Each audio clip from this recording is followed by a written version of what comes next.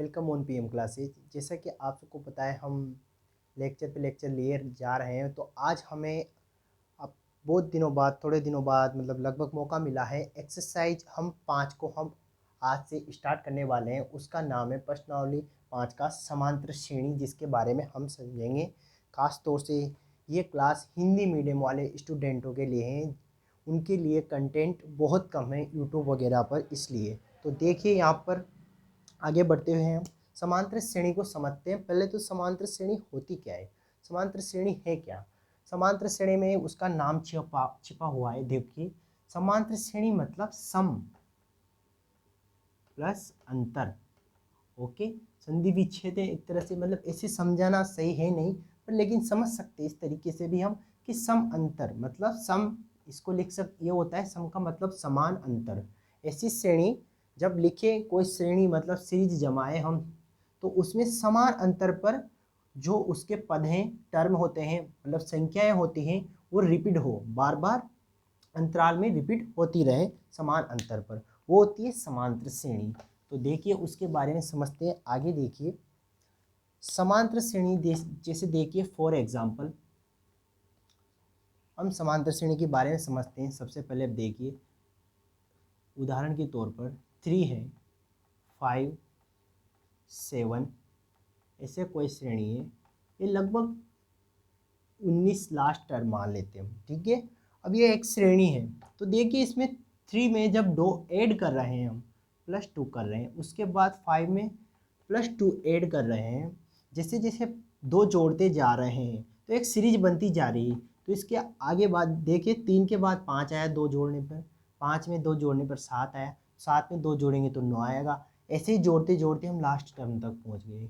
इसको हम last term बोलते हैं, अंतिम पद बोलते हैं इसे। टर्म यानी पद, तो ये होता है अपने पास अंतिम पद, ठीक है। और जो आगे होता है उसे हम बोलते हैं प्रथम पद। क्या? प्रथम पद बोलते हैं, ठीक है। और जो ये होता है, इसका डिफरेंस मतलब जिस समान नंबर को हम बार बार ऐड कर कर सीरीज को, समांतर श्रेणी को बढ़ाते जा रहे हैं, उस नंबर को ऐड करते हुए उसे बोलते हैं हम सार्व अंतर। सार्व अंतर मतलब समान अंतर से जो सीरीज को बढ़ाते जाता है, सार्व अंतर, ठीक है। ये 3 चीजें इसमें हैं, ठीक है। और देखिए, इसको हम एपी भी बोलते हैं। शॉर्ट में हम इसको क्या बोलते हैं, समांतर श्रेणी को एपी। देखिए, इसके हम बेसिक डेफिनेशन समझते हैं, बेसिक तरीके से इसको हम समझते हैं, सार्व अंतर वगैरह को हम समझते हैं। मान लीजिए व्यापक रूप, जैसे से व्यापक तरीका है इसका, व्यापक रूप भी बोलते हैं हम उसे, व्यापक रूप, समांतर श्रेणी का व्यापक रूप भी। तो इसमें क्या होता है, जैसे प्रथम टर्म है A1 प्रथम पद, A2 दूसरा पद, तीसरा है A3 डैश डैश डैश, उसके बाद AN, एनवा पद क्या है, अंतिम पद है, ठीक है, एनवा पद। तो यहाँ पर देखिए, प्रथम पद ये है, प्रथम पद लिखेंगे हम क्या, प्रथम पद A1, एन पदों की सीरीज है लास्ट टर्म, क्योंकि एन है, ये तो प्रथम पद हो गया। इसके बाद अपने पास अंतिम पद बराबर है यहाँ पर एन, ये है एन। इसको हम टीएन से भी लिख सकते हैं, इसको हम एल भी लिख देते हैं, ओके। उसके बाद देखिए, इसके बाद आता है सार्व अंतर। सार्व अंतर कैसे निकालते हैं वो देखिए, सार्व अंतर मतलब उसको हम डी से रिप्रेजेंट करते हैं, ठीक है, किससे, डी से। तो डी कैसे निकालेंगे, सबसे पहले देखिए, डी निकालने के लिए जो सीरीज में सेकंड टर्म होता है उसमें से फर्स्ट टर्म को घटाते हैं। जैसे देखिए, A2 माइनस करेंगे हम A1 बराबर, इसके बाद या हम ए भी कर सकते हैं कि A3 में से A2 को घटा दो, या फिर इसके बाद चौथा टर्म ही होगा A4, ऐसे भी कर दो, A4 माइनस A3 भी कर सकते हैं। लगभग अगर ये समान चल रहा है तो हम कह सकते हैं ये एक समांतर श्रेणी, क्योंकि इसका सार्व अंतर समान है। डी डी डी, इनके बीच में भी डी समान है और इनके बीच में भी डी समान है। वो कैसे पता लगाया हमने, A2 माइनस A1 करके, A3 माइनस A2 करके और A4 माइनस A3 करके हमने पता लगा लिया, ठीक है। एन यहाँ पर क्या है, पदों की संख्या होता है, पदों की संख्या, इनको हम बोलते हैं यहाँ पर पदों की संख्या। इस सीरीज में कितने पद हैं, तो इसमें n पद हैं, ठीक है, n, उसे बोलते हैं हम n इक्वल टू पदों की संख्या, ठीक है। इसका एक फॉर्मूला डिफाइन किया गया है, A N equal to A plus n minus 1 into D, ये होता है पदों की संख्या।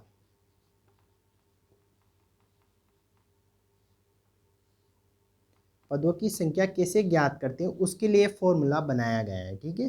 पदों की संख्या n है, यहाँ पर n भी ज्ञात कर सकते हैं इससे, n दिया हुआ, a दिया हो, d दिया हो तो n ज्ञात कर सकते हैं, मतलब 3 वैल्यू दी हो तो छोटी वैल्यू हम इस फॉर्मूले से निकाल सकते हैं, ठीक है। यह है इसका व्यापक रूप जिसको हमने समझा, ठीक है। आगे बढ़ते हैं, हम इसको समझते हैं। अब 2-4 में यहाँ पर सीरीज लेता हूँ, उससे आपको इसके अंतर समझा देता हूँ। तो देखिए, संख्या 2 प्रकार की समांतर श्रेणी होती हैं, 2 प्रकार की। एक तो होती है परिमित समांतर श्रेणी, परिमित एपी, और एक होती है अपरिमित। परिमित का मतलब यह है कि उसमें अंतिम पद होता है, जैसे मैंने अभी बताया 3, 5, 7 टेस्ट डेज, यहाँ पर 19 दे दिया उसने हमने लास्ट टर्म। तो परिमित ये होती है परिमित एपी।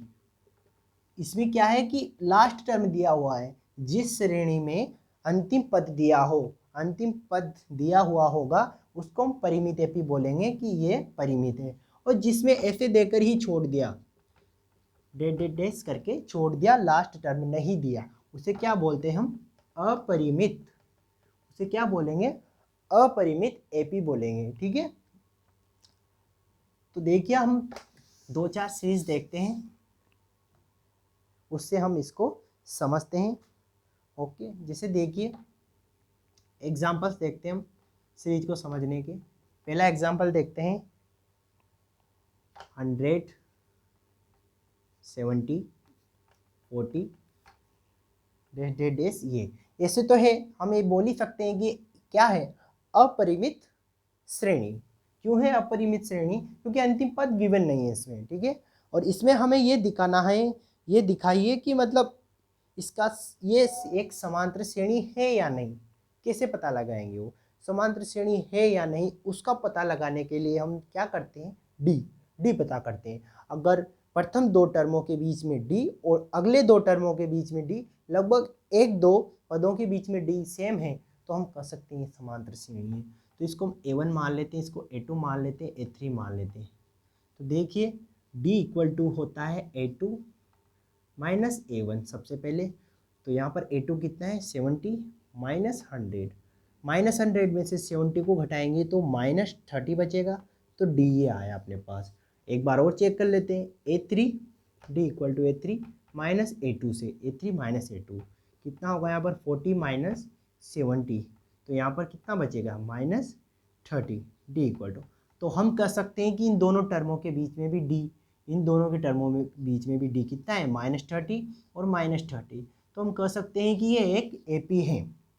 क्यों, क्योंकि इसमें पहले 2 पदों के बीच में सार्वंतर और अगले 2 पदों के बीच में सार्वंतर क्या है, समान है। तो हम कह सकते हैं कि ये एक एपी है, ओके। तो ऐसे ही बहुत सी सीरीजों से हम समझ सकते हैं। अब देखो, सार्वंतर के बारे में एक जानकारी ये है कि सार्वंतर क्या हो सकता है, सार्वंतर जो है डी, वो माइनस प्लस, सॉरी, वो धनात्मक भी हो सकता है, ऋणात्मक भी हो सकता है, और शून्य भी हो सकता है। जो सार्वंतर है, धनात्मक, ऋणात्मक और शून्य, कुछ भी हो सकता है। ऐसे नहीं, जैसे हमने पहले निकाला था तो उसमें 3, 5 में +2 आया था उसमें, और इसमें कितना आ गया, ऋणात्मक आ गया, माइनस आ गया। जैसे ये है 2, 2, तो यह भी एक श्रेणी है, ये भी क्या है, एक एपी है। क्यों है एपी, क्योंकि इसमें सार्वंतर क्या है, 0। तो सार्वंतर ऋणात्मक, धनात्मक और शून्य, ठीक है, नेगेटिव, पॉजिटिव, 0 तीनों हो सकता है। तीनों प्रकार की श्रेणी के बारे में हम पढ़ेंगे, ओके।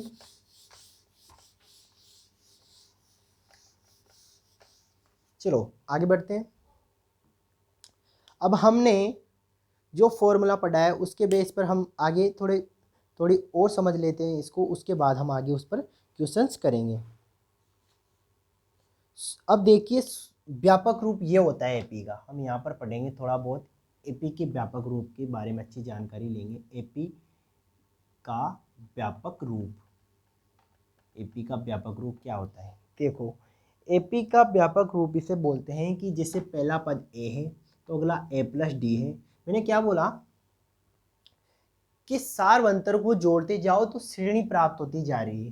तो देखो ए प्रथम पद था, उसके बाद हमने डी जोड़ा, सार्वंतर जोड़ दिया तो सेकंड टर्म प्राप्त हो गया। उसके बाद 2d जोड़ देते हैं तो ए प्लस जो प्रथम पद है उसमें 2d मतलब 2 सार्वंतर ऐड करेंगे तो तीसरा टर्म हो जाए। उसके बाद 3 सार्वंतर ऐड करते हैं चौथा पद हो जाएगा। ऐसे ऐसे करके हम ए प्लस एन डी तक जा सकते हैं। ठीक है, ए प्लस एन डी तक जा सकते हैं। तो देखिए इसको हम यहाँ पर क्या बोलते हैं, प्रथम पद बोलेंगे इसे, प्रथम पद। हमेशा याद रखना जो प्रथम पद होगा उसमें डी नहीं होगा। बहुत के कंफ्यूज होता है कि प्रथम पद है तो एक डी है और द्वितीय पद आ गया तो हम सोच सकते हैं कि उसमें 2d होगा, लेकिन ऐसा नहीं है क्योंकि प्रथम पद में डी ऐड नहीं किया हुआ होता। प्रथम पद अकेला है, ए है।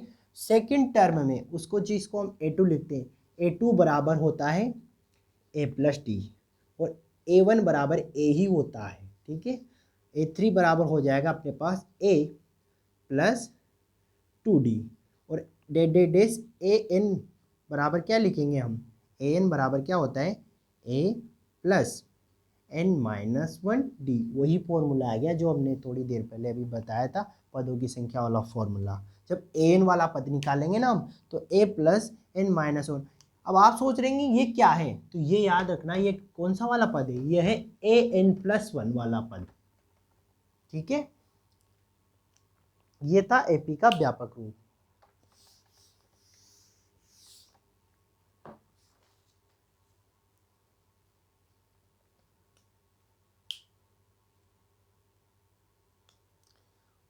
अब आगे बढ़ते हैं, हम क्वेश्चंस लेते हैं, क्वेश्चंस की तरफ बढ़ते हैं।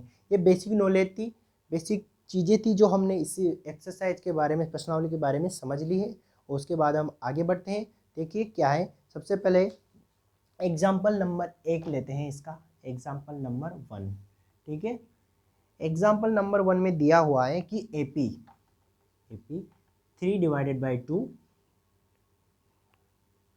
1 divided by 2 minus 1 divided by 2 dash dash करके दिया हुआ है उसने कि ए एंड डी फाइंड करना है। ए मतलब प्रथम पद और डी मतलब सार्वंतर ज्ञात करो। ठीक है, तो देखो ए क्या होता है, ए तो सबको ही पता है, ए ये होता है, ए तो कितना आ गया तुम्हारा, ए बराबर 3/2। प्रथम पद क्या होता है, श्रेणी में जो पहले दिया होता है वही ए होता है, वही प्रथम पद होता है।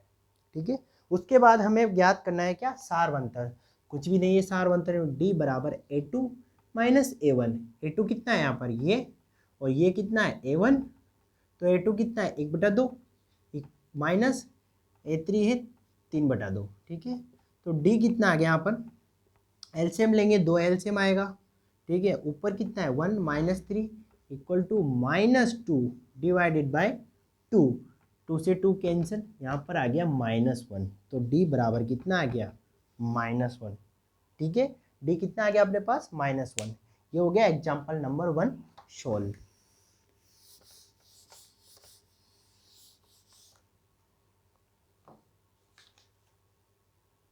अब देखो एग्जाम्पल नंबर 2 में कुछ भी नहीं है, उसमें दिया है कि संख्याओं की निम्नलिखित सूचियों में से कौन कौन से एपी नहीं हैं।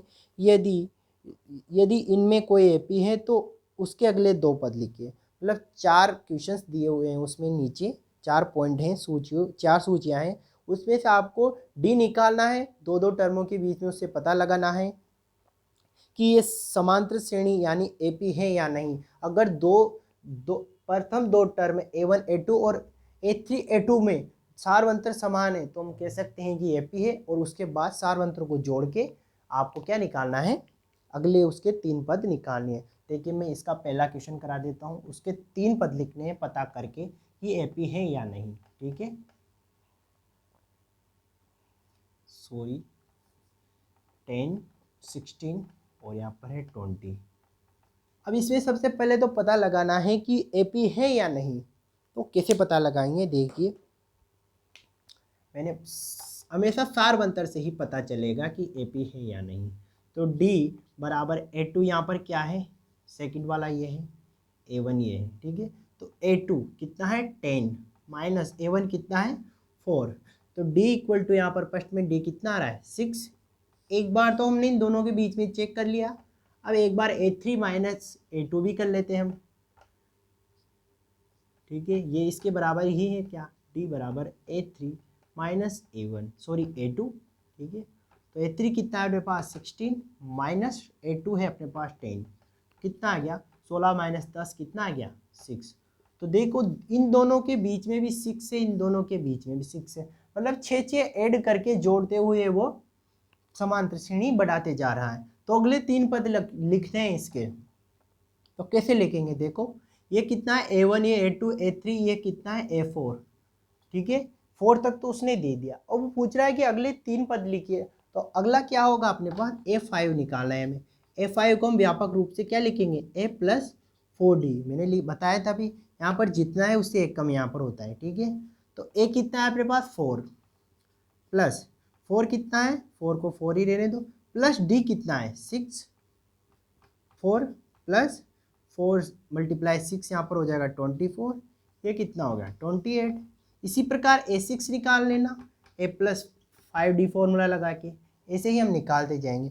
और इसमें तो डायरेक्ट भी निकाल सकते हो, 22 आगे डायरेक्ट सार अंतर ऐड करो, 22 में 6 जोड़ेंगे तो अगला टर्म 28 आ जाएगा, फिर इसमें 6 ऐड करेंगे तो अगला टर्म आ जाएगा यहाँ पर 34। ठीक है, ऐसे निकालते जाएंगे।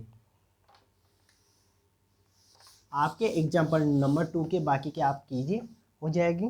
तो ये अपने पास फिनिश हो गया। अब देखिए हम इसके एक्सरसाइज हैं प्रश्नावली 5.1, उसके हम 1-2 क्वेश्चन कर लेते हैं, आगे के हम बाकी आगे क्लास में करेंगे। आज तो ये बेसिक नॉलेज मतलब थ्योरी के बारे में जानकारी प्राप्त करनी थी हमें, इस लेक्चर में हमने थ्योरी सीख ली।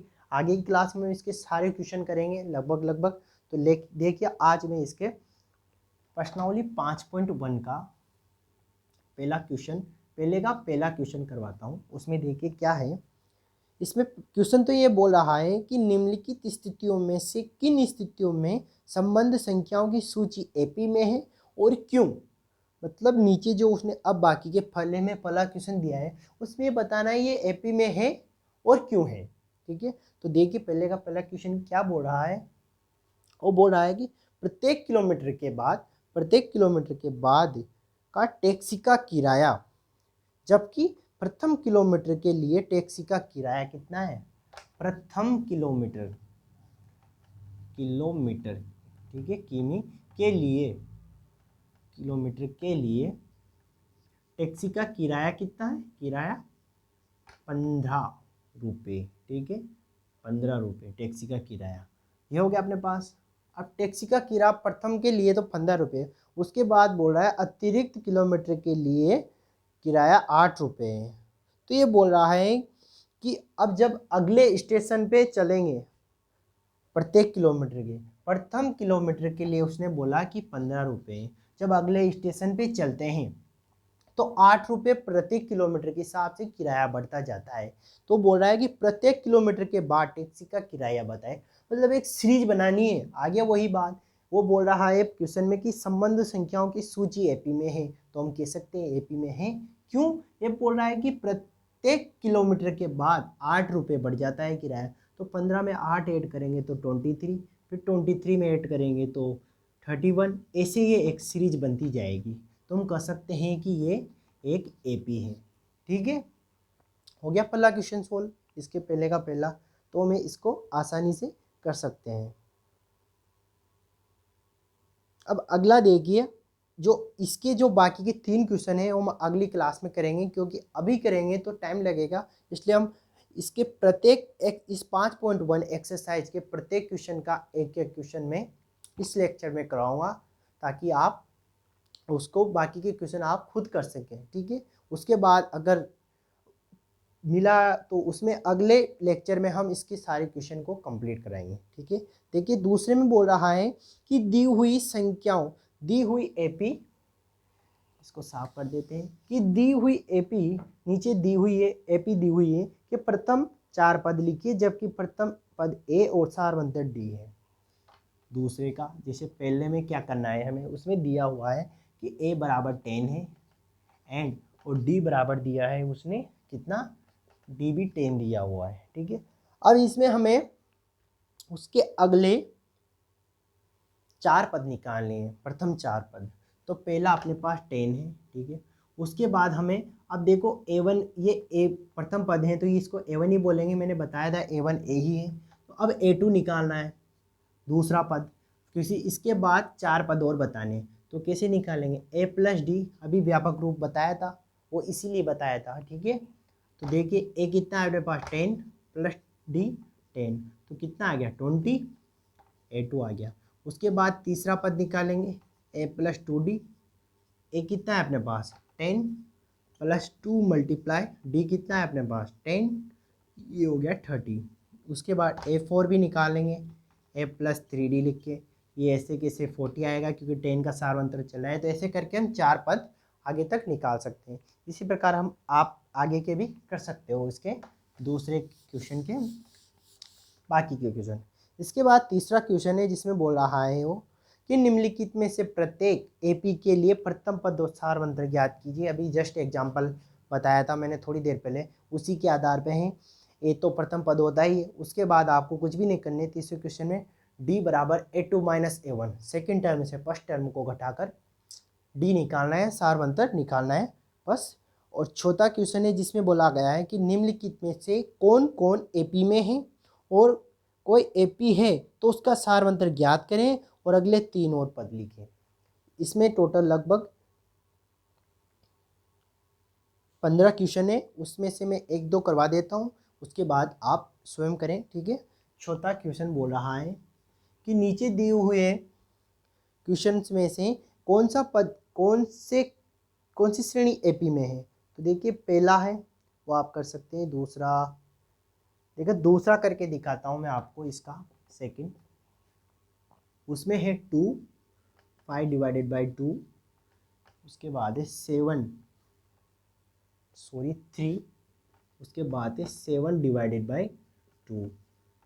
ठीक है, ये है अपरिमित श्रेणी, अनंत श्रेणी भी बोलते हैं इसे, लगभग अनंत श्रेणी नहीं बोलते इसे, अनंत श्रेणी में लास्ट में अनंत लिखा होता है, वो आपकी अभी शायद नहीं है 10th क्लास में। ठीक है, तो देखिए इसमें अब इसमें बताना है, ये हमें ये दिखाना है कि यदि कोई ये एपी है, पता लगाना है ये एपी है या नहीं। हाँ, अगर एपी निकली है तो मैं इसका सारवंतर बताना है और उसके बाद अगले 3 पद लिखने हैं। तो देखियो एपी का पता भी तो हम सारवंतर निकाल कर ही लगाते हैं, तो वैसे भी सारवंतर तो हमें निकालना ही पड़ेगा। ठीक है, तो देखिए डी निकालने के लिए A2 माइनस A1 लगाएंगे।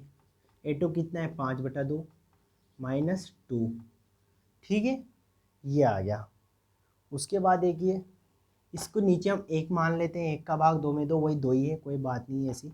इसके बाद एलसीएम लेंगे, कितना आएगा, दोनों का एलसीएम 2 में 2 का भाग 1 बार, 1 को 5 से मल्टीप्लाई करेंगे 5, 1 का 2 में भाग 2 बार, 2 को 2 से मल्टीप्लाई करेंगे 4, कितना आ गया यहाँ पर 1/2। ठीक है, ये कितना आ गया डी। एक बार और चेक कर लेते हैं, हो सकता है आगे सारवंतर चेंज हो जाए। तो डी बराबर A3, ये 3 वाला टर्म और माइनस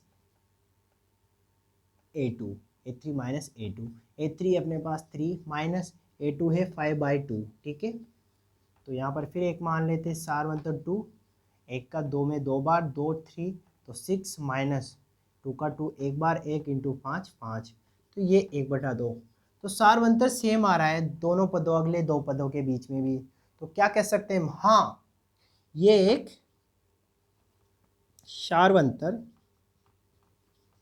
क्या है यहाँ पर डी है, अतः यह एक एपी है। अब देखो अगले 3 पद कैसे लिखने हैं, अभी जस्ट मैंने दूसरा क्वेश्चन बताया उसमें यही था, ए दिया हुआ था 10, डी दिया हुआ था 10, उसमें व्यापक रूप लगाना है इसमें भी अगले 3 टर्म कैसे लिखेंगे देखो, अगले 3 टर्म A1 दिया है, A2 है अपने पास, A3 है अपने पास, A4 है, तो A5 निकालना है अगला। तो A5 के लिए A प्लस क्या करेंगे हम 4D लगा देंगे, ठीक है। तो A कितना है अपने पास 2 प्लस 4 मल्टीप्लाई D कितना है अपने पास 1/2, ठीक है। 2 से 2 ये कैंसिल हो जाएगा 2, ठीक है। उसके बाद यहाँ पर 2 बचेगा, 2 को 2 में जोड़ेंगे तो 4 आएगा, A5 आ गया। ऐसे भी कर सकते हैं, और अगला टर्म निकालने के लिए जैसे A5 निकाला है ऐसे भी निकाल सकते हैं। A4 प्लस A4 में D जोड़ दो, A4 क्या है अपने पास 7/2 प्लस D कितना है 1/2, ठीक है। तो कितना हो जाएगा 7 + 1 8, नीचे 2 सेम एलसीएम 4, ऐसे भी निकाल सकते हैं। मतलब सार अंतर को लास्ट जो टर्म दे रखा है, छोटा पद दे रखा है, उसमें जोड़ेंगे तो 5वां आएगा, 5वें में सार अंतर को जोड़ेंगे तो छठा आएगा, छठे में सार अंतर को डायरेक्ट जोड़ देंगे तो 7वां पद आएगा, ऐसे भी निकाल सकते हैं, ठीक है। ठीक है, आज के लेक्चर को हम यहीं पर समाप्त करते हैं, और हमने लगभग इसकी एक्सरसाइज की क्वेश्चन कर लिया। आप बाकी के इसके आधार पर कर सकते हो, जो थ्योरी थी वो मैंने आपको कंप्लीट करा दी, ठीक है। और चैनल को सब्सक्राइब करें, लाइक करें वीडियो को, और ना समझ में आए तो वीडियो को रिपीट करके देखें और अपने दोस्तों को शेयर करें और उनको भी बेनिफिट दे क्लास का, ठीक है। Thank you so much.